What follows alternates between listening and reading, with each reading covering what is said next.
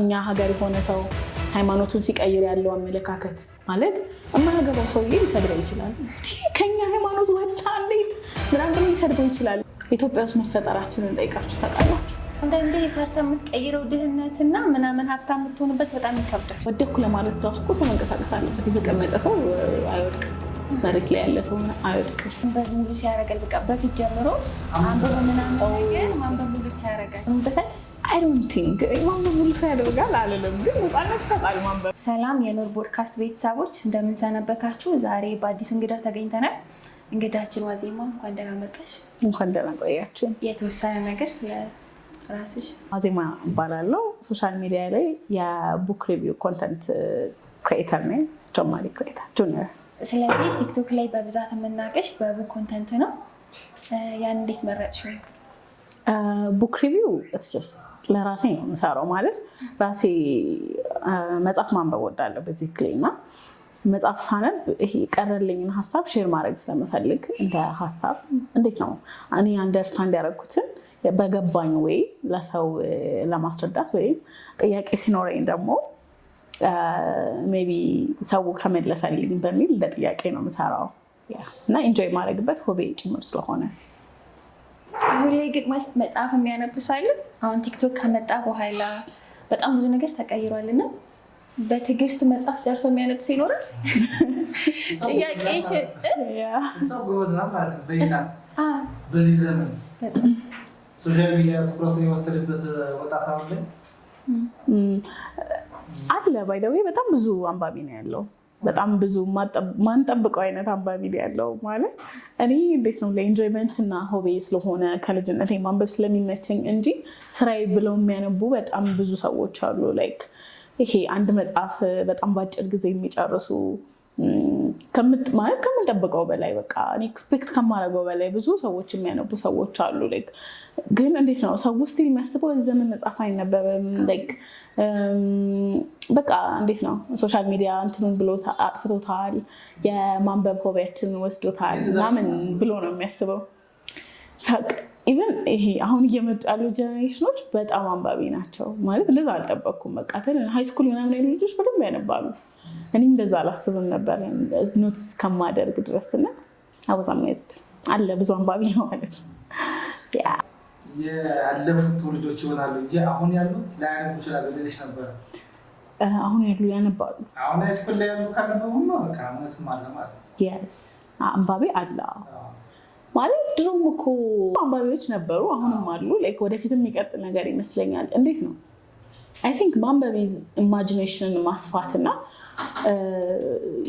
የሙቪ ሰው አለ አሁን ሙቪ ማየት የሚወድ ሰው በሌላ ወይ ኢንጆይ የሚያደርግ ሰው እና አደሴም ታይም በትረካ መልክ የሚሰማ አለ። አደሴም ታይም ማንበብ የሚወድ ሰው አለ።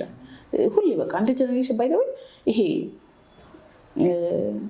ድሮም ጎበዝ ተማሪ ነበረ፣ አሁንም ጎበዝ ተማሪ አለ። ድሮም ሰነፍ ተማሪ ነበር፣ አሁንም ሰነፍ ተማሪ አለ። ወደፊትም ይኖራል እንደሚባለው ሁሉ ልክ እንደዛ ድሮም አንባቢ ነበረ፣ ድሮም የማያነብም ነበረ። አሁንም የሚያነብም ማያነብም አለ። ነገም ይቀጥላል። እንዴት ነው ይሄ ምን ያህል ነው ፐርሰንቱ የሚለውን አይ ዶንት ኖ፣ ግን ስቲል እኔ የማውቀው ሰው ማንበብ የሚመቸው ሰው አለ። በጣም ብዙ ሰው አለ በማንጠብቀው መንገድ። እንደውም እኔ እሱን ኖቲስ ያደረኩት እንደዚህ የቡክ ሪቪው ኮንቴንት ውስጥ ከገባሁ በኋላ በጣም ብዙ አንባቢ እንዳለ ነው የተረዳሁት። ስትገቢበት ብዙ ሰዎችን ታውቂያለሽ? የስ እንደውም እንደ ኮንቴንት ቲክቶክ ላይ ብዙ ሰው እንትን አይለውም፣ ብዙ ፎሎወር አይኖርህም። ቢካዝ ሰው እኛ ሀገር አለ አይደለ አንድ መጽሐፍ አንብቤ መጨረሻው ምናምን የሚለው ስልችት የሚለው ነገር አለ ሰው ይፈራል። እንደውም ከዛ ይልቅ ቲክቶክ ላይ ያሉ ሰዎች ኢንጆይ የሚያደርግ ማለት ሰው ኢንጆይ ለማድረግ አይደለ ቲክቶክ ላይ የሚገባው ቡክ ሪቪውን እንደዚህ ቁም ነገር ሲሪየስ የሆኑ ነገሮችን ነው አይወስድም ተብሎ ነው የሚታሰበው። ግን ስቲል አለ በቃ ሰው ያን ያህል እንደ ሌሎች እንደ ፈን ኮንቴንቶች ምናምን ላይክ ሼር ምናምን ላይኖረው ይችላል። ቢካዝ ኢትስ ኖት ፈን። ግን ሲሪየስ ነገር ላይ የሚፈልግ ደግሞ አለው በቃ የራሱ ታርጌት ፖፑሌሽን አለው። እሱም ቢሰፋ ደግሞ የበለጠ ጥሩ ነው። ግን ከዚህ ጋር ይሄ ማንበብ ሙሉ ሲያደርጋል ምናምን በጣም እየሰማን የመጣ ነው አይደል? አንቺ ምን ትያለሽ? ቲክቶክ እንትን ይለናል ነው አቴንሽን ስፓናችንን ይገለዋል የሚለው ኮንሰፕት ነው። አይ ይሄ ማንበብ ሙሉ ሲያደርጋል በቃ በፊት ጀምሮ አንብቦ ምናምን ነገር ማንበብ ሙሉ ሲያደርጋል ታምንበታለሽ? አይ ዶንት ቲንክ ማንበብ ሙሉ ሰው ያደርጋል አልልም፣ ግን ነፃነት ይሰጣል። ማንበብ እንዴት ነው ራስን ይሁን ነፃነት ይሰጥ ይመስለኛል። ጄኒውን ይሆናሉ ሰዎች ቢካዝ አሁን when it comes to movie ሰው ይሰጣል ብዬ ማስበው የማንበብ ነፃነት በደንብ ቢካዝ ይሄ when it comes to movie የሆነ ኢማጂኔሽን አለ። ኢማጂኔሽን የለም የሆነ ፒክቸር አለ። በቃ ፊልሙ ተሰርቶ አልቆ ሰውየው እንዳያስብ በቃ ያን የተሰጠውን ብቻ እንዳይ ተደርጎ ነው የሚሰጠው እንትን ሲሆን ሙቪ ሲሆን which is good thing ካራክተሩ ያለቀለት ነው። በቃ ሰውየው እንደዚህ በአይን ብቻ ነው የምታየው። ግን መጽሐፍ ሲሆን አንተ ነህ ምናቤት ላይ የምትሰራው እንዴት ነው እንትን እንደዚህ ነው ብሎ ሲነግርህ ቪዥዋላይዝ ታደርጊያለሽ። ከዛ የራስሽ ኢማጂኔሽን ክሬት ይሄ አሁን እኔ ጋር ኦሮማይን አንብቤ እኔ ጋር ያለኝ ስለ ኦሮማይ ያለኝ አመለካከትና ሌላ ኦሮማይን ያነበበ ሰው ስለ ካራክተሮቹ ያለው አመለካከት የተለያየ ነው። ግን አንድ ፊልም ብናይ ሁለታችን የሆነ ሴም አንድ አይነት እንኳን ባይሆን ተቀራራቢ ነገር ይኖረናል፣ ተቀራራቢ ይኖረናል። መጽሐፍ ሲሆን ግን በቃ ሰፊ ሜዳ ቢለን እንዴት ነው እኔ ማውቀው ሜዳ አለ፣ እኔ ኢማጂን ማድረገው ሜዳ አለ፣ አንተ የምታውቀው ኢማጂን ሜዳ አለ እና ኢቭን ከሜዳ ራሱ አንተ ከልጅነት ያወቀው ሜዳ እኔ ያወቅኩት የተለያየ ስለሆነ ኢማጂኔሽንን እንትን ይለዋል ብዬ አስባለሁ፣ ይቀይረዋል። እሱ ደግሞ ይሄ የማሰብ ነፃነትን ያሰፋዋል። በቃ ማንበብ ነፃ ነው የሚያወጣው ባይነኝ እኔ ሙሉ ሰው ያደርጋል ማለት አልችልም። ያ ማለት በጣም እየሰማነው ስለመጣ በሙሉ ይኮናል ስለምለው ሁልጊዜ ነው። ያው የኔ ፐርስፔክቲቭ ነው። ሙሉ ሰው ሊያደርግ ይችላል፣ ግን ሰው እኔ ሙሉ ይሆናል ብዬ አላስብም። ሙሉ ሰው ያደርጋል ተብሎ የሚታሰበው በዛ ሰዓት እንደዚህ እንደ ሶሻል ሚዲያ በቀላሉ መረጃ ታገኘ፣ ቲክቶክ የለም፣ ከመጽሐፍ ነው ሆነሽ ምክር የምታገኘው ወይም ትልቅ ሰው ጋር ሄደሽ ነው። ስለዚህ ያ ደግሞ ስታነቢው የሆነች መረጃ ታገኛለሽ፣ ትምህርት ታገኛለሽ፣ ኤክስፒሪየንስ ያገኛል ከአንድ ሰው። ስለዚህ ሙሉ ሰው ያደርጋል ተብሎ የተባለው በዚህ ይመስለኛል። ሊሆን ይችላል፣ ግን እኔ ኢንፎርሜሽን ሙሉ ያደርጋል ብዬ አላስብም። ማለት ኢንፎርሜሽን ማወቅ ጥሩ ነገር፣ ግን ያን ሰውዬ ሙሉ ያደርገዋል ማለት ደግሞ ይከብዳል።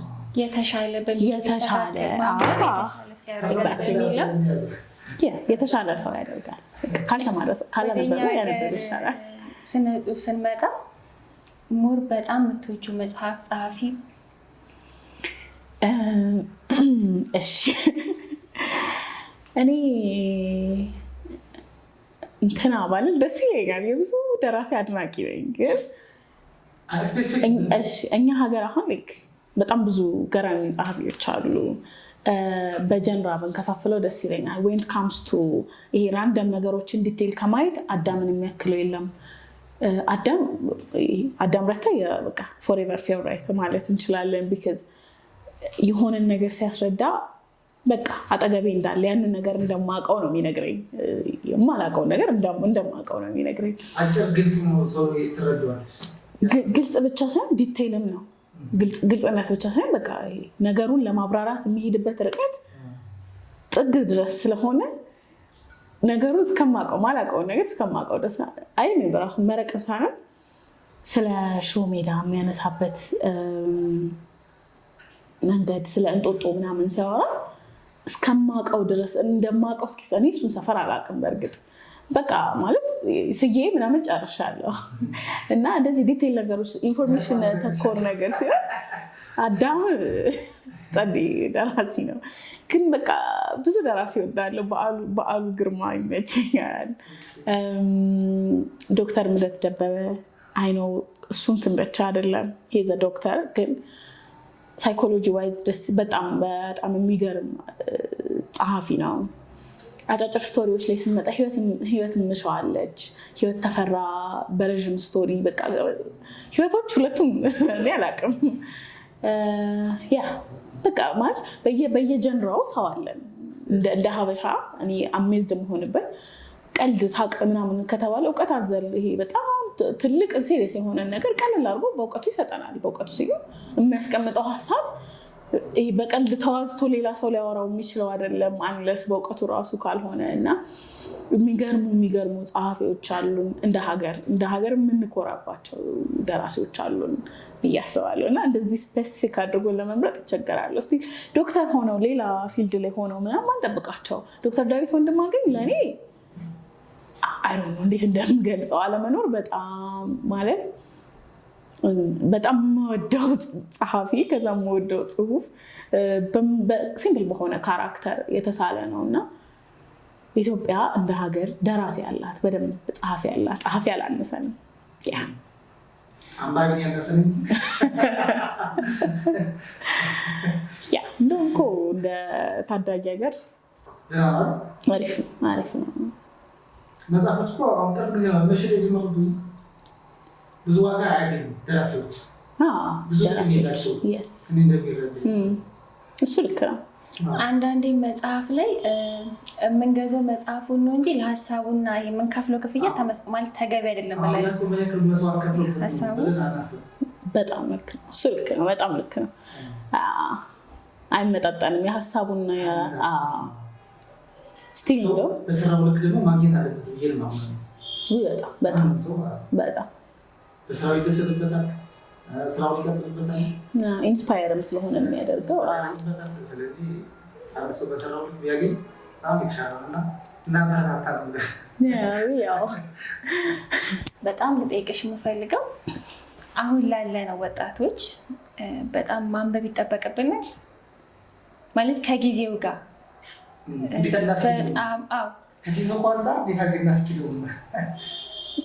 በእርግጥ ቲክቶክ አቴንሽን ስፓናችንን ገሎታል ወይ? አዎ በደንብ። ኢንፎርሜሽን ኢዝሊ እንድናገኝ አድርጎናል ወይ? አዎ በጣም። ማለት ኢዚ ነገር ሁሌ አጭርም ነው። አዎ የሆነ አቴንሽናችንን ይገለዋል። በቃ መረጃውንም ሙሉ መረጃ እንደወሰድን እንዲሰማን ያደርገናል። ስለዛ ነገር ሙሉ እውቀት እንኳን ባይኖረን በቃ ትንሽ ነገር መስማታችን ያወቅን ይመስላል። ይሄ ሩብ የሆነ ኢንፎርሜሽን ይሰጠናል። ጥሩ ነው ቲክቶክ፣ ጥሩ ነው ኢንፎርሜሽን፣ ጥሩ ነው ምናምን። ግን ማንበብ የሚባለውን ሀሳብ አሁንም ባይወስድብን ጥሩ ነው። አብረን ማስታርቀን መሄድ ብንችል። ባይ ዘ ዌይ እኔ በጣም ምድር ላይ የሚያስደንቀኝ ነገር ሁሉንም የህይወት የላይፍ አስፔክቶች እኩል አስታርቆ መሄድ ሰው በጣም የሚያስገርመኝ። ቤተሰቡን በትክክል ትሪት የሚያደርግ፣ ንባቡን የሚያስክ፣ ስራውን በትክክል የሚሰራ፣ ከዛ የሆነ ነገሩን በትክክል ማለት ኤቭሪ አስፔክት ኦፍ ሂዝ ላይፍ በትክክል እኩል ማስኬድ የሚችል ሰው ያስገርመኛል። ይሄ ቲክቶክን ማየት እየቻለ አደሴም ታይም ዩቲዩብን የሚያይ፣ ፊልም እያየ መጽሐፍ የሚያነብ ምናምን ሰው እኩል ሁሉንም ማስታረቅ የሚችል ሰው በጣም ያስገርመኛል። እና በእርግጥ ሰው ሙሉ አይደለም፣ ግን አትሊስት ይሄ ህይወት ረዥም አይደለም ማለት አይኖ አጭር ነው፣ ግን እንደ ቲክቶክ ነው አጭር አይደለም። ያ እሱን አስታርቀ መሄድ ብንችል ኢትስ ፋይን። ሁሌ መቀናበት እንደዛ አይነት ሰው ሳይ ነው። አብዛኛውን ጊዜ ይሄ የመጽሐፍ ሂስ ምናምን ይዘጋጃል አይደል? የሚያዘጋጀው ደራሲው ነው ወይስ ከአንባቢው ነው ሂሱን ይዘጋጅለት? ከመታተሙ በፊት ነው ከዛ በኋላማ ሪቪው ነው የሚዘጋጀው። ከመታተሙ በፊት ነው ሂስ የሚዘጋጀው? ሂስ ከመታተሙ በፊት ራሱ ደራሲው ለእንትኖች ሰጥቶ ነው፣ ሂስ ለሚያደርጉ ሰዎች ሰጥቶ ይሄ ይውጣ፣ ይሄ ግባ፣ እንደዚህ አድርግ፣ አርቶ ተሰርቶለት ምናምን፣ ይሄ ሀሳብ እንደዚህ ስፋ ምናምን ብለው ሲጨርሱ ከዛ እሱ ይወሰድና ከታተመ በኋላ ነው ሪቪው ደግሞ የሚዘጋጀው። ሪቪው ደግሞ ከሰው ነው ማለት ከአንባቢ ነው ቡክ ሪቪው የሚሄደው። ስለዚህ እንደዛ ሲሆን ስነ ጽሁፍ ላይ በጣም ትልቅ ለውጥ ያመጣል። ሂስ የተደረገበትና ያልተደረገበት መጽሐፍ አይደለ? አስተያየት ሲሰጠውና ሳይሰጠው። አዎ በደንብ እንዴ! ሂስ መጀመሪያ መጽሐፍ ካልተደረገ እንዴት ነው ለአንባቢ የሚበቃው? የራሱ ብቻውን ሂስ አድርጎ በቃ ሙሉ ነገር ጨርሶ መቅረብ አይችልም። እንደዛ እኮ ሊደረግ ይችላል፣ ግን የሆነ የሰውን አስፔክት ደግሞ ሀፍቱ ነው ቢፎር ዩ ፐብሊሽ ዘ ቡክ ማለት ይሄ መጽሐፉ ከመታተሙ በፊት ሰው ምን ሊያስብ ይችላል ስለዚህ ነገር፣ እዚህ ጋር ልክ ነው ከሱ ሁሌም አለ አይደለ? ከሱ የተሻለ አንባቢ ማለት ከአንድ ሰው የተሻለ ደራሲ አለ። ከጀማሪ ደራሲ ሲኒየር ደራሲ ይሻላል። ሲኒየሩ ለጀማሪው ቢያይለት ያስተካክልለታል። በቃ ማለት እንትን አይደለም እያስተካከሉ የጎደለውን እየሞሉ መሄድ አይደለም። ሂስ መደረግ በጣም ጥሩ ነገር ነው። ኮዝ ከሌላ ሰው አንግል ያለውን እንትን ስለሚያሳይ ከዛ ሪቪው ሲሆን ግን ለቀጣይ መጽሐፉ ነው የሚዘጋጀው። ሪቪው ሲሆን ለቀጣይ መጽሐፉ ይዘጋጃል። ስለዚህ እንደዚህ አይነት ነገሮች እኛ ሀገር ላይ በስፋት ይዘጋጃል። ቡክ ሪቪው የስ እኔ ለሁ እሺ ማለት ይዘጋጃል። አንቺ ጋር ነው እዚህ 11 ሰዓት ላይ 10 ሰዓት ላይ ምናምን ስትይ እየቀጣሽ ስለማይሽ ስለዚህ እንዲህ ሲሆን ማለት ለህዝብ በይፋ ነው የሚነገረው ነው መጽሐፉ ሪቪው ይደረጋል ምናምን። አዎ ታርጌት እንትን አለው አይደለ? ሁሉ ነገር ታርጌት ፖፑሌሽን አለው አይደለ? አንባቢ ስትሆኚ የሆነ የመጽሐፍ ኢቭን ቲክቶክ ላይ ራሱ አንባቢ ስትሆኚ መጽሐፍ ላይክ ሰርች ስታረጊ ምናምን መጽሐፍ አልጎሪዝሙ እንደዛ አይደለም ያመጣልሽ። እንደዛ ሲሆን መቼ እንደዚህ አይነት ነገር እንዳለ ቡክ ሪቪው የማን እየተዘጋጀ እንዳለ ምናምን ያኔ ታውቂያለሽ። አሁን ሰሞኑን ነው ማየት የጀመርኩት ቡክ ሪቪው ቲክቶክ እንዳለ ራሱ አላውቅም። ሳይለካ ብዙ ሰዎች አሉ እኛ ሀገር በጣም የሚገራርሙ አንባቢዎች አሉ። ባይ ዘ ዌይ በጣም የሚገራርሙ አንባቢዎች አሉ። ቡክ ሪቪው የሚያደርጉ በጣም ብዙ የሚገራርሙ ልጆች አሉና እነሱን ሳይ ደስ ይለኛል። ስለዚህ ስለአንቺ መጽሐፍ ማውራት እንችላለን። ልክ 4ኛ ክፍል ምንም እያለሁ ነው ማንበብ መወድ የነበረው። አንድ አሪፍ አስተማሪ ነበረን 4ኛ ክፍል። ክረምት ላይ እንዴት ነው ከቤት አንወጣም፣ ስትሪክት ፋሚሊ ነው ያለኝ፣ ከቤት አልወጣም። ክረምት ላይ ቤት ነው መሆነው ምናምን ነገር እና ምንም የምናደርገው ነገር የለም ቤት ውስጥ። ለዛ መጽሐፍ ቤት ውስጥ ታገኝ ማንበብ ጀመርኩኝ። ከዛ ደግሞ ያንን ክረምት አንብቤ በጋ ላይ ክላስ ሲጀምር አሪፍ አማርኛ አስተማሪ ገጠመን መጽሐፍ ማንበብ የሚወድ ምናምን አንብቡ የሚል። ከዛ ነው በደንብ ማንበብ የጀመርኩት። ብቻ ማንበብ ደስ ይለኝ ነበረ፣ ግጥም መጽሐፍ ምናምን ደስ ይለኝ ነበር። ከዛ ኮቪድ ላይ እኔ 12ኛ ክፍል ነበርኩኝ። when I was 18 ማለት ነው። 12ኛ ክፍል ነበር ኮሮና ላይ 18 ዓመቴ ነበር ማለት ነው። ያኔ ነው ጽፋቸው የነበረው ግጥሞችን በቃ ያኔ ቤት ቁጭ ብለን ጽፍ ነበረ ምናምን ታተመ እና በእርግጥ አሁን ላይ ሳነበው እንዴት ነው ይሄ አሁን ላይ ባስተካክላቸው ማደግ ከእንትንም ማደግ አይደለም። ይሄ በእድሜ ብቻ ሳይሆን በሀሳብም ማደግ በአስተሳሰብም ማደግ አይደለም። ብዙ ነገር ይጨምራል። እድሜን ብቻ አይደለም እንቆጥረውና ይህንን ባስተካከልኩ እንደዚህ ባረኩ ዛሬ ላይ ቀየርኩት ሀሳብ አለ ማለት የተሻልኩ መሆኔን የማውቀው ትናንት ፐብሊሽ ተደርጎ ለህዝብ ከበቃ ጽሁፍ ላይ ዛሬ ላይ ይሄንን ባስተካከል ይሄንን ባረግ ብዬ ሳስብ እንዴት ነው ኦኬ ማደግ አለ። ዛሬም የሆነ ሰው የሆነ ጽሁፍ ቢጽፍ ሜቢ ነገ ተነስቶ ሀሳቡን ሊቀይር ይችላል። አንዴ ጽሁፍ የሆነ ስለሰው የሆነ መጽሐፍ ወይ የሆነ ጽሁፍ ስናነብ ያ ሰውዬ በዛ ሀሳብ እስከመጨረሻው ጸንቶ ይቆማል ማለት አይደለም። ሂስትሪው ካልሆነ ወይ የራሱ ታሪክ ካልሆነ እዛ ላይ ይቆያል ማለት ይከብዳል። ሀሳቡን ይቀይራል። ያልሞተ ሰው ብቻ ነው ሀሳቡን ይቀይራል። እና እኔ ግጥም ላይ ራሱ አሉት በቃ ይሄ ሀሳብ አሁን ዛሬ ላይ አልስማማበትም እላለሁ። እሺ ብድግ ብዬ ተነስቼ ይሄን ሀሳብ አልስማማበትም ብቀይር ጥሩ ነበር። ነገም ብጽፍ እንደዛ ነው የማስበው። አሁንም ተነስቼ ብጽፍ ነገ ሀሳቤን እቀይራለሁ።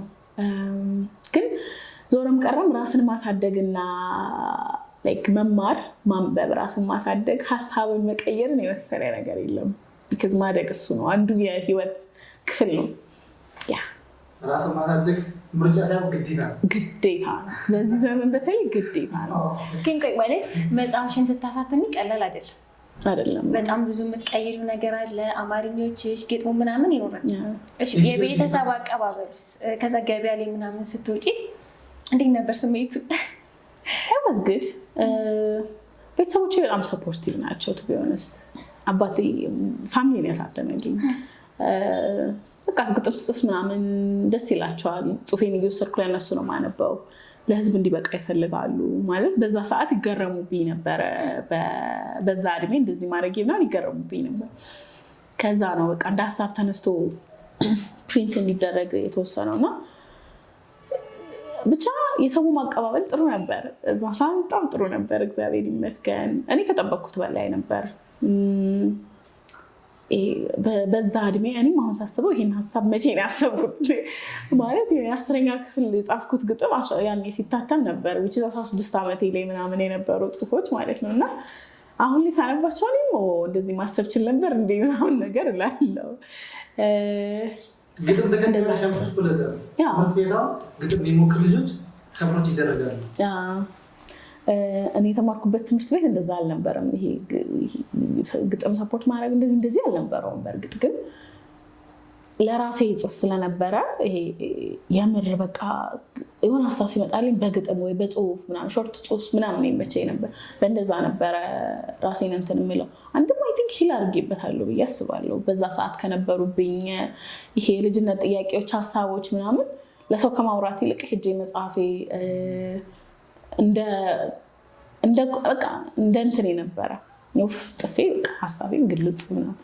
እንደ አንቺ በ18 ዓመቱ መጽሐፍ የሚፈልግ ሰው ቢኖር ማለት በቃ ከምን ይነሳት ያለሽ?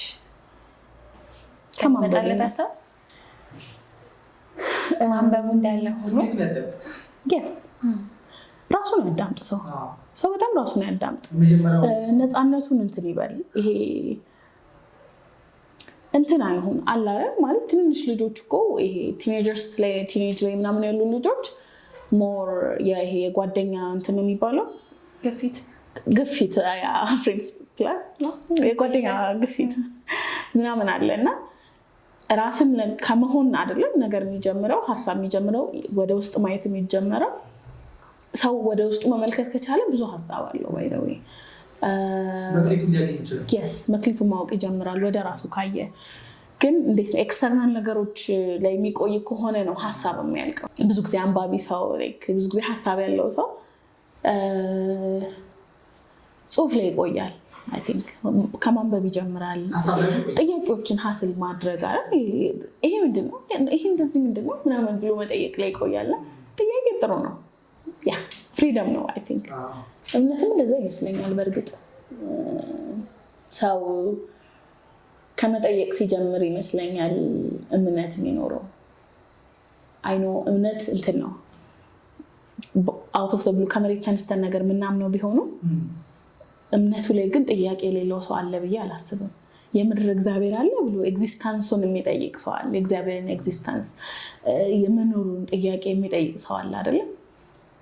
which is good። ያ ሰው ኦፕን ማይንድድ ነው። ለእኔ በቃ ለመጠየቅ ሬዲ የሆነ ሰው ምላሽ ያገኛል። at the end of the day ኤቲስትም ሊሆን ይችላል፣ የሆነ ዲሲሽን ላይ ሊደርስ ይችላል። ግን በጭፍን የሆነ እምነትን ከመከተል ጠይቆ የሆነ መልስ ላይ መድረስ ጥሩ ነው ብዬ አስባለሁ። አይ ዶንት ኖ በጣም ዊርድ ናሳም ካነሳ ለምሳሌ አንድ ሰው ሲያምን ልክ ነው ማመን አለበት። ግን ጸልይ ብሎ ማግኘት ያለበት ወይስ በፍልስፍና? መጠየቅ እኮ ፍልስፍና አይደለም። ጥያቄ ፍልስፍና አይደለም። ባይዘው ጥያቄ ማወቅ ጉጉት ነው፣ ፍልስፍና አይደለም ለኔ። እዚህ በሪቪው ኮንተንትሽን በቃ አጠቃላይ በንባብ ህይወትሽ በጣም ማትረሻ አጋጣሚ ያለ አይደል? ወይም ደግሞ በጣም ይሄ ቀን ምናምን ይሄ መጽሐፍ የምትይው ሁሉንም መጽሐፍ አንብቤ ስጨርስ ይሄ መጽሐፍ እዚህ ጋር ምናምን የሆነ ቆያለሁ። እኔ ሀሳብ ላይ እውነት ለመናገር ቆያለሁ ስልሽ አንድ መጽሐፍ አንብቤ ሙሉ መጽሐፉ ላይ አይደለም ቆየው፣ የሆነች መስመር ላይ የሆነች ፓራግራፍ ላይ ሊሆን ይችላል። እሱ ሀሳብ ላይ ለሳምንታት ምናምን ልቆይ ይችላለሁ። ሜቢ ወይ ደግሞ መልሶ እሱ ራሱ ጥያቄ የሆንብኝና ስለዛ ነገር ድጋሚ እንድጠይቅ ያደርገኛል። አይ ቲንክ እሱን ይሆናል ፍልስፍና ልትለው ትችለዋል። ግን ጽሁፍ ራሱ ሀሳብ ራሱ ጠያቂ ያደርጋል እኮ አይደል? ሀሳብ ያለው ሰው ግዴታ መጠየቅ አለበት። አዎ የሚፈልገውን ነገር ካልተጠየቀ ደግሞ መረጃ ይገኛል። ካልተጠየቀ ምንም አይነት ሰው ካልጠየቀ እንዴት ነው የሚኖረው? ሰው እንዴት ነው ጥያቄ ሳይኖርበት ሊኖር የሚችለው? ለመኖር ጥያቄም ግዴታ ነው። መጠየቅ የህይወት ክፍል ይመስለኛል ጥያቄ። ስለዚህ መጠየቅ ግዴታ ነው። በጣም ጥያቄ ከሆነ መልስ ያገኘ ሰው ነው አይ ቲንክ ከዝም ብሎ የሚኖረው። ማለት የሰው ልጅ ሁሌ ጥያቄ ያለበት፣ ሁሌ መጠየቅ ይፈልጋል፣ ሁሌ በየጊዜው። ማለት እንዴት ነው ሜቢ እኮ አሁን እየኖርን ያለ ነው እና በጣም ፈልጎ ግን ከጠይቅ ጥያቄ ላይ ወይ ጥያቄ እኔ እጠይቃለሁ እፈልጋለሁ ጥያቄ። አንዳንድ ጥያቄዎች ባይዘው አይጠየቁ የማይጠየቁ ጥያቄዎች አሉ። ላይክ ኖ እንደዛ ሳይሆን ለምን ህይወቴ እንዲሆነ ብሎ መጠየቅ አይ ዶንት ቲንክ ወርክ አውት የሚያደርግ እኔማ እንዲያውም ኢንስፓየር ያደረገ ብዬ የማስበው እንደዚህ ኖርኩኝ የሚለው ኢትዮጵያ ውስጥ መፈጠራችንን ጠይቃችሁ ታውቃላችሁ? አይ በጣም ስናድር ሲከፋይ ለምን ኢትዮጵያ ውስጥ ተፈጠርኩ እላለሁ፣ ግን መልስ የለውም። ራይት ለምን ኢትዮጵያ ውስጥ ተፈጠርኩኝ በቃ ከዛ መሆን ነበረበት ሆነ ነው መጨረሻው። እንዴት ተፈጠርኩ እንዲህ ያለ ሰው ወለደኝ ምናምን አለ።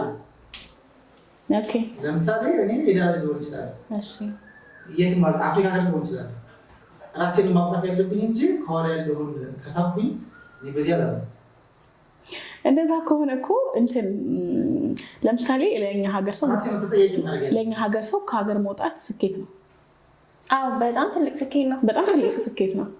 ለምን ያቶኝ አንድ ሰው አሜሪካ ሊሄድ ከሆነ ወይ የሆነ ሀገር ሊሄድ ከሆነ ተደግሶ ቤተሰብ ተጠርቶ ቻውታ ተሰናብቶ ትልቅ ስኬት አገኘ ተብሎ ተመርቆ የሚሸኘው ማለት እንደ ስኬት ነው። ዲቪ እኮ እድል ነው። እድል እኮ ነው ዲቪ ሊሆን ይችላል። የትምህርት እድል ስለምታገኝ ዲቪ ስላገኘህ እኮ ትምህርት እድል አታገኝም። እዛ ሀገር የመኖር እድል ነው የምታገኘው። ግን በጣም ትልቅ ነገር ይከበራል።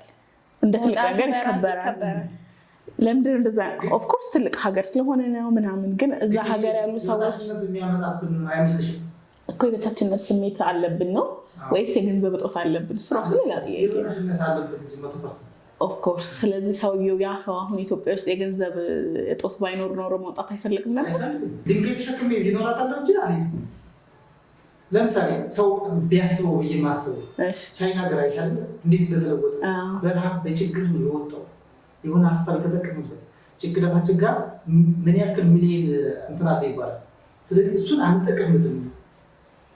ዝም ብሎ ከላይ ልክ እንደ ቲክቶክ ነው የምናስበው እንጂ እኔ ሰርቼ ያልክ የራሴን አሸንፌ ራሴን መለወጥ አለብኝ የሚለው ነገር የለውም። ለምንድነው እንደዛ ማናስበው? እኔ መልሼ ጠያቂ ሰው ማለት ነው።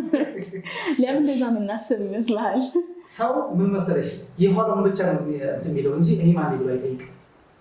ለምሳሌ አንድ ጥያቄ ስጠይቂው እኔ ዳረኝ ይልሻል እንዴ ይሆን እንደውስ እኔ ሞናቸው ያስተምራችሁ ግን አይደለም። አንዳንዴ ሰርተህ የምትቀይረው ድህነትና ምናምን ሀብታም የምትሆንበት በጣም ይከብዳል። አሁን በዚህ ጊዜ አንድ ወጣት ተነስቶ ይሆናል ራሱን ችሎ ቤት ተከራይቶ መውጣት በጣም ትልቅ ነገር ነው።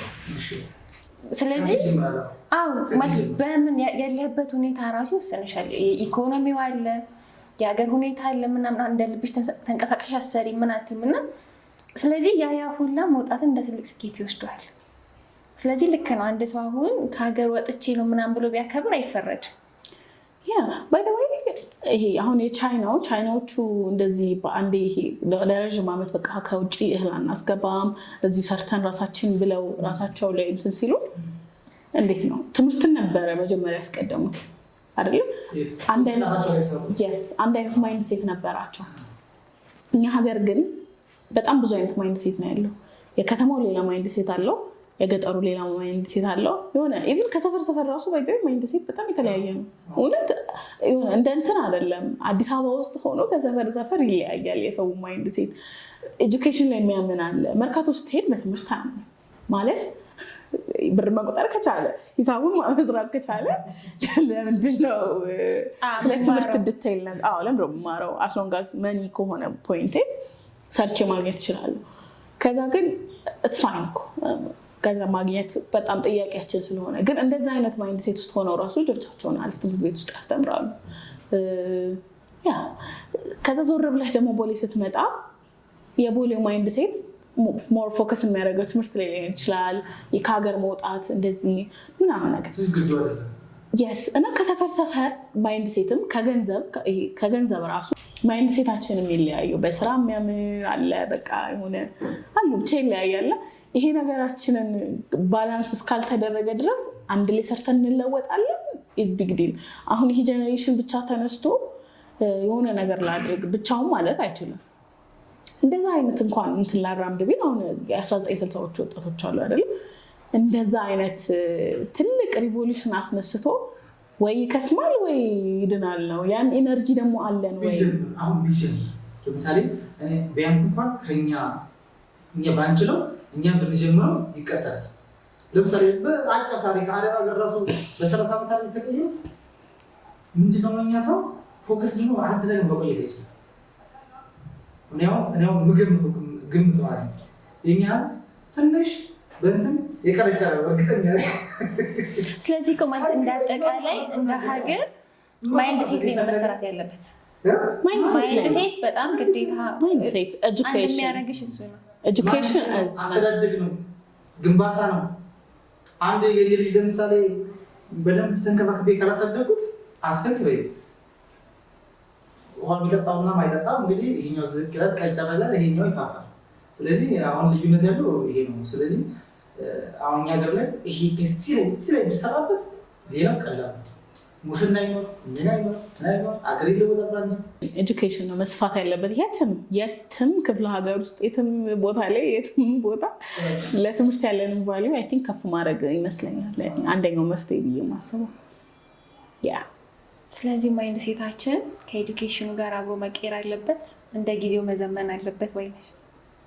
አዎ ሰው ራሱን አፕግሬድ የሚያደርገው ባይ ዘ ዌይ በትምህርት ነው። አይደል ሌላ መንገድ ያለ አይመስለኝም። ከፈለህም አልከፈለህም ብር አገኘህበትም አላገኘህበትም ራስን ኢምፕሩቭ ማድረግ ግዴታ ነው። በጣም ለራሴ ስትይ በቃ ዛሬ ካወቅሽ ሜይ ቢ የሀገራችን ሁኔታ ዛሬ ላይ ይሄ ለተማረ ሰው አይከፍልም ከሆነ እውቀትሽ አብሮሽ ነው።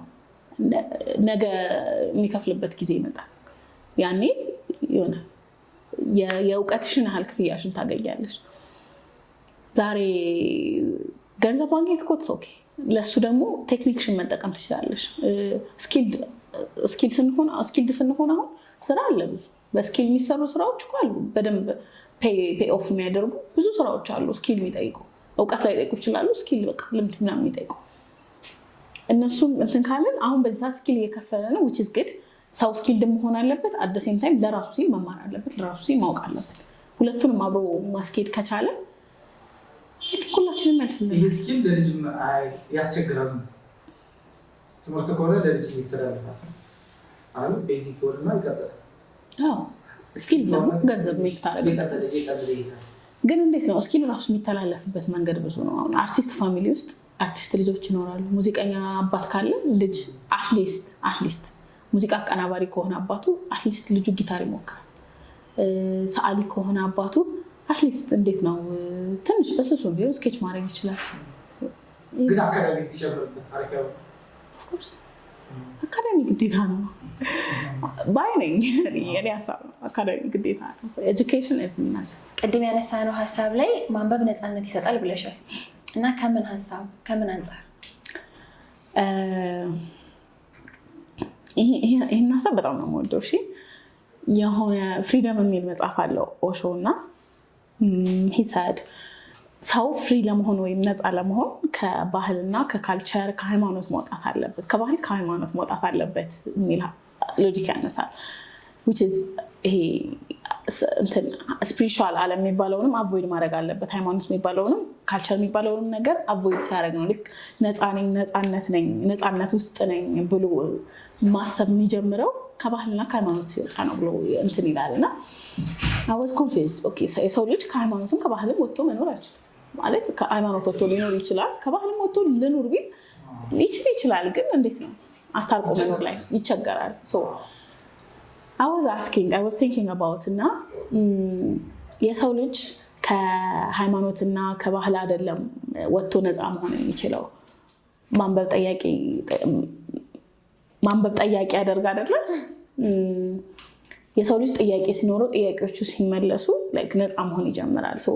ለእኔ ነፃነት የሚጀምረው በገዛ ፍቃድ ወይም በገዛ እምነት በገዛ ፍላጎት ስንታሰር ነው።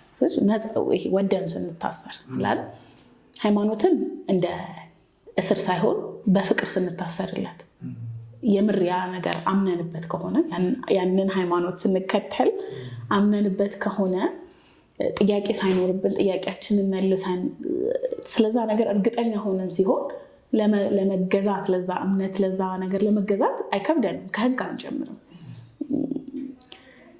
በጣም መመሳይ እንዳላረገው ግን ህግ እንትን አይደለ፣ ብሉይ ኪዳን አይደለ። ነገሮች ከህግ ሲጀምሩ ፍቅር ይጎላቸዋል። ከእምነት ከመረዳት ሲሆን ግን ህግነት ሁኔታውና የፍቅር ምላሽ ይሆናል which is ሃይማኖት ውስጥ ያለ ነፃነት። ሃይማኖት ውስጥ ያለ ነፃነት፣ ፈቃድ ውስጥ ያለ ነፃነት በቃ ማለት ሜሬጅም እንደዛ ነው ወርክአውት የሚያደርገው ብዬ ነው የማስበው። ለእኔ በፍቅርና በፈቃድ ነው የሚታሰረው። ፍቅር ውስጥና ፈቃድ ውስጥ ያለ ሰው ለመገዛትና ለራሱ ለሆነ ሰው የሆነ ነገር ለማድረግ አይቸገርም። ህጋዊ ቤቱ ገብቶ ምግቡን መብላት፣ ቤቱ መሄድ ምናምን ሚስቱን የሆነ ነገር መጠየቅ ህግ አይሆንበትም። ፍቅር ስለሆነ ኮንትራት አይደለም የሚመጣበት። አይ ነው ይሄ መንግስት ከእንትንን ትዳርን ኮንትራት ብሎ ነው የሚሰይመው ህግ which is not good for me ማለት በሌላ መንገድ ላይ ታሰር ይችላል ያ ነገር ግን at some point ፍቅርና እምነት ኮንትራት አይደሉም እና በፍቅር መታሰር የሚችሉ ነገሮች ነፃነት ማለት በቃ በፍቅር የሚጀምሩ ነገሮች ናቸው። የሆነን ሰው ወደን ስናገባ ፍቅር ነው ማለት እምነት ነው፣ እምነትም ጭምር ነው።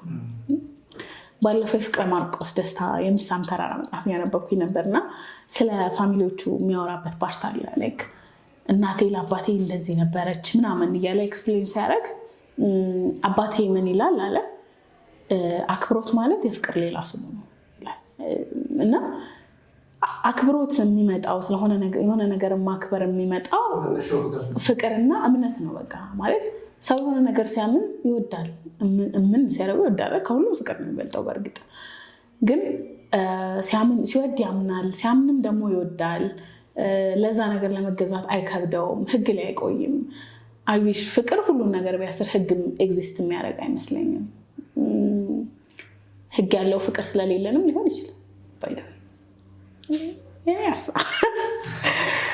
ማለት በቃ አንዳንድ ሀገሮች እኮ አሉ ትታተተዋል ህግ። አንዳንድ ህጎች የሉም። ስልክ ጥለህ ብትሄድ ተመልሰህ ስትመጣ የምታገኝበት ቦታ አለ። በቃ ሰው ተማምኖ አልቋል። እምነት የሚባለው ስቴጅ ጋር ደርሷል። ጠርቶ ሊሰጥህ ምናምን ይችላል። እና ለምሳሌ የሱዳን ሀገር ጀምሮ በዚህ ጠራፍ ማለት ነው ወፍጮ ቤት ሄደን ሰው እኔ ነው የምናገረው ሚዛን የለም ወፍጮ ቤት ስንት ነው ይልሻል። ይህን ያክል ትይዋል ሰፍሬ ነው ያመጣሁት ይፈጅቶ ይሰጠኛል። በቃ ሚዛን አይሰረቅም የሚለው ህግ ያን መስራት ይጀምራል። እንትን አይኖር ግዴታ ሚዛን አይኖርም። ህግም እኮ የሚዛን ምልክት ነው ያለው አይደል?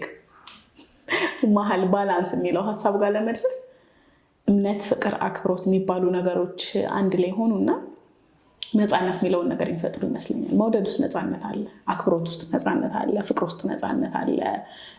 ነፃ መሆን እምነትን ከማጣት አይጀምርም። ነፃ ነኝ ለማለት ሰው ከሃይማኖት ሲወጣ አይጀምርም፣ ከባህል ሲወጣ አይጀምርም። which is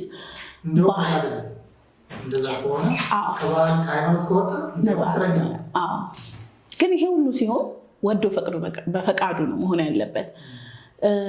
ብዙ ሰው አለ አባቱን የእናቱን ሃይማኖት የሚከተል። ኦፍኮርስ አብዛኛው ሃይማኖት የሚጀምረው ከፋሚሊ ነው። ግን ምን ያህል ነፃ ነው ብትል ሜቢ ስለዛ ነገር ላይ ያውቅ ይችላል። የአባቱና የእናቱ ስለሆነ ብቻ የቤተሰቡ ስለሆነ ብቻ የሚቀጥል በጣም ብዙ ሰው አለ። ለዛ ነው ጥያቄ ጥሩ የሆነው። እንደዚህ ለማለት በፈራም ጠይቆ እውነት የሆነ እንዴት ነው አሁን እኛ ሀገር የሆነ ሰው ሃይማኖቱን ሲቀይር ያለው አመለካከት ማለት የማያገባው ሰውዬ ሊሰድበው ይችላል። ከኛ ሃይማኖት ወጣ እንዴት ምናምን ብሎ ሊሰድበው ይችላል። ማለት እንዴት አመንክ ምናምን ብሎ ራሱ አይጠይቀውም። አንተማ እንደዚህ ከዚህ ከኛ ሃይማኖት ወጥተህ ሰው አትሆንም፣ እንደዚህ ነው የሚቀጥለው። ሰውየው ካመነበት which is fine በዛ ነገር ጸንቶ እንዲቀጥል እንትን ማለት ከፍቅርም የመነጨ ምርጫውን እሱ መስጠት ነው አምኖበት ከሆነ ያ ሰው እነዛ ህዝቡም ከፍቅር የመነጨ ከሆነ ያ ትክክለኛው መንገድ አይደለም። ያንን ሰውዬ ለመመለስ ከሁለቱም እንዲወጣ መሆን ማድረግ ነው፣ እንደዛ ማድረግ እና ያ ነፃነት ማለት ለእኔ አንድ ነገር ላይ ወደው መታሰር ነው። ለዛ ነው ጠያቂ ሰው በነፃ ፈቃድ፣ በነፃ ሀሳብ፣ በነፃ ፍላጎት፣ በነፃ ጥያቄ ውስጥ ምላሽ አግኝቶ መታሰር is ነፃነት ለኔ። ስለዚህ ማንበብ ነፃነት ነው ራሱን የቻለ። ማንበብ ጠያቂ ስለሚያደርግ ነፃ ያደርጋል። በነፃነቱ ስለሚመለስለት አንባቢ ጥያቄዎቹ ሲመለሱለት ማንበብ ጠያቂ ያደርግ አይደለም። ጥያቄዎቹ ሲመለሱለት ሰውየው ነፃ ይሆናል ማለት ነፃ የሆነ ይሄዳል። ለህይወቱ እንዴት ነው ምላሾች ባገኘ ቁጥር በቃ ህይወት እኮ አይሞላም፣ ጥያቄ እኮ አይሞላም ማለት ምናልባት የህይወታችንን ጥያቄ የሚሞላልን አለመኖር ሊሆን ይችላል። at some point ኤግዚስት አለማድረግ ሊሆን ይችላል። ወይ ደግሞ በቃ ቀጣይ የሚቀጥለው ህይወት ሰማይ ያለው ህይወት ሊሆን ይችላል። ግን ቆይ ማለት ይሄ በማንበብ ውስጥ ጥያቄ ይመለሳል ብለሽኛል። ስለዚህ ጥያቄ የሚመለስልሽ በደራሲው ሀሳብ ነው ወይስ በአንቺ ሀሳብ ውስጥ ያን ጥያቄ የሚመልሰው? ኦኬ በጣም ጸዴ ጥያቄ። ማንበብሽ አንቺ ጥያቄ ይፈጥርብሻል አይደለ? ከዛ ጥያቄ ሲፈጥርብሽ አንቺ ደግሞ ስለዛ ነገር ለማወቅ ሩቅ ትሄጃለሽ። ድጋሚ ሌላ ጥያቄ ድጋሚ። ከዛ አንቺ የሰበሰብሽውን ሀሳብ የራስሽ ካራክተር፣ የራስሽ ፈቃድ፣ የራስሽ ፍላጎትን ቢውልድ እንዲያደርግ ያደርግሻል። ጥያቄ ካለሽ ምላሹን ከብዙ አንግል ነው የምታዩ። ያ ደራሲ ያንን ጥያቄ አይመልስልሽ ነው። ስለዚህ በመጽሐፍ ውስጥ የተነሳልሽ እኔ ጥያቄ ሀሳብ ራስሽ ነሽ የሆነ በጣም ብዙ ከማንበብ እያመጣሽ እየመለሹ ትሄጃለሽ። አሁን ለሚመጡ ጸሐፊዎች፣ አዳዲስ ጸሐፊዎች፣ ለአንባቢዎች እንደ ቡክ ሪቪው ማለት ያን ያህል ትልቅ ሪቪው አድርጌሽ ባይሆን በጣም ማለት የምፈልጊው ነገር መምከር የምፈልጊው ማለት አሁን በጣም ብዙ ሰው ለመነሳት ሲሞክር በተለይ መጽሐፍ ምናምን ሲሆን ሰው ወደኋላ ይወጣል። ለምን ቲክቶክ አለ፣ በቃ ኤአይ መጥቷል ምናምን የሰውን ሀሳብ በዚህ ሰርቋል። አሁን ላይ አንድ ሰው መጽሐፍ ጻፍ ከምትይው ዘፈን አውጣ ብትይው በጣም ይቀላል። ቲክቶክ ራንደምሊ ቫይራል ያወጣለት ስለሚችል። ግን ለመጽሐፍ ምናምን ሰው አለ አይደለም ሞራሉ። አሁን በፊት ቢሆነ በሳምንትም በ15 ቀን በጣም ብዙ መጽሐፍ ትሰሚያለሽ። ወይኔ ርቄ ከሆነ አላውቅም፣ ግን ማለት የሚታተሙት ቁጥር ይቀንሳል። እንደዛ ሲሆን ጸሐፊዎች የመበረታታት ሞራላቸው ምናምን ዝቅ እያለ ይሄዳል። እና አንባቢዎች አለን ለማለት ያህል ይህን የምታነሹ ሀሳብ ካለ እዚህ ላይ ባይደይ ስትጽፉ ለራሳችሁ ጻፉ። እሱ ነው ሊከፍል የሚችለው። ሀሳባችሁን ለራሳችሁ እንደሆነ እርግጠኛ ስንሆን ጽሁፍን ለራሳችን ስንጽፍ ወይ ለራሳችን የጻፍ እንደሆነ ሲሰማን ሌላ አይነት አፕሩቫል ምንም አንጠብቅም። እና ለራስ የተደረገ ነገር ሁሉ ልክ ነው። የሆነ ቦታ ላይ አይኖ የሌላውን ሰው ፐርስፔክቲቭ መረዳት ጥሩ ነው። ግን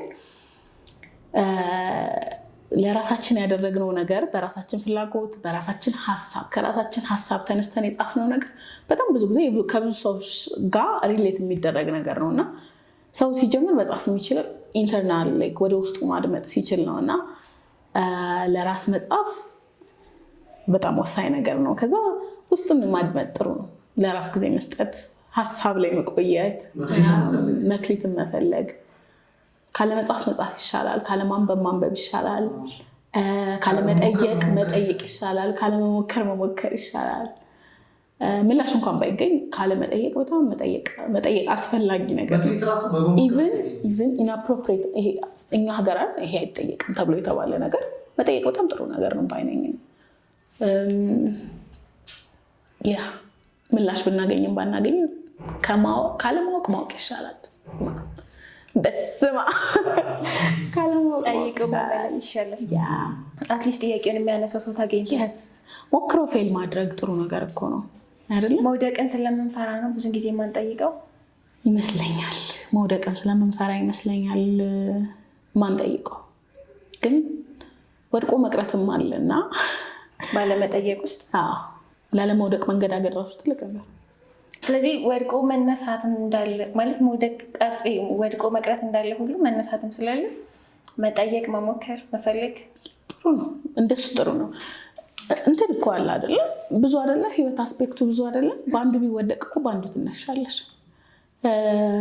በቃ አልቻልኩም ማለትም ትልቅ ነገር ነው። ሞክረው ከሆነ ሳይሞክሩ ሲሆን ነው ወደቅኩኝ ለማለት ራሱ እንዴ ወደቅኩ ለማለት ራሱ እኮ ሰው መንቀሳቀስ አለበት። የተቀመጠ ሰው አይወድቅም።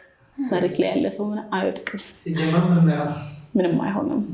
ግን በቃ ወደቅኩ ለማለትም በአንዱ መነሳት አለ።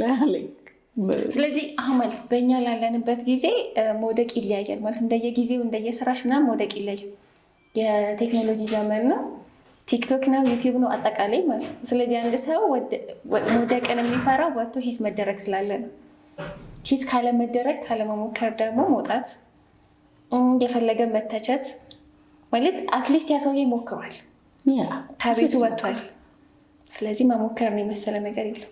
መሞከር ሁሉ ነገር ሌሰን ነው። በዚህ መውደቅ ራሱ ሌሰን ነው። ሰውዬው እንዴት እንደወደቀ ሲያውቅ ማለት ነው ድጋሚ እንዳይወድቅ ይሆናል ማለት የቱ ጋር የትኛው ደረጃ እንዳንሸራተትሽ ካወቅሽ፣ የትኛው ጫማ ምናምን እንደጣለሽ ካወቅሽ ኦኬ ይሄ ነገር ችግር አለበት ብለሽ እንድታስቢም ያደርግሻል። ሁሌ መውደቅ መጥፎ አይደለም። አንለስ አይ ቲንክ ያልሞተ ሰው እኮ ሰርቫይቭ ያደርጋል፣ ወድቆ አይቀርም። የወደቀ ሰው ደግሞ መንገድ ይነሳበት ነው መነሻውን ያስተውላል። ማመስገን የምትፈልጊው ቤተሰብ ካለ ሳፖርት ያደረገሽ ብታደርጊው ካለ? እግዚአብሔር ነው ከምንም በላይ ማመስገን የምፈልገው። ብቻ እግዚአብሔር ይመስገን ስለ ሁሉም ነገር። እሱ ነው የሚረዳን የሚያግዘን ሰው የሚያደርገን እግዚአብሔር ነው። ከምንም ነገር በላይ እግዚአብሔርን ማመስገን ፈልጋለሁ በየትኛውም ሁኔታ ውስጥ፣ በመውደቅም ሊሆን ይችላል በመነሳት። ከዛ ውጭ ግን ቤተሰቦቼን በጣም አመሰግናለሁ። ር አሜዚንግ ር ሰፖርቲቭ በጣም ጓደኞቼን፣ አብራችሁኝ ያላችሁ ሰዎች፣ ሀሳቤን ሼር የማደርጋችሁ ሰዎች፣ ሀሳባችሁን ሼር የምታደርጉኝ ሰዎች ሁሉ በጣም አመሰግናለሁ። እናንተም እዚህ ፖድካስት ላይ ስለጋበዛችሁ በጣም አመሰግናለሁ። ቴንክ ዩ ሶ ማች። ብራችን አክብረሽ ስለመጣሽ እኛም እናመሰግናለን። እግዚአብሔር ያክብርልን።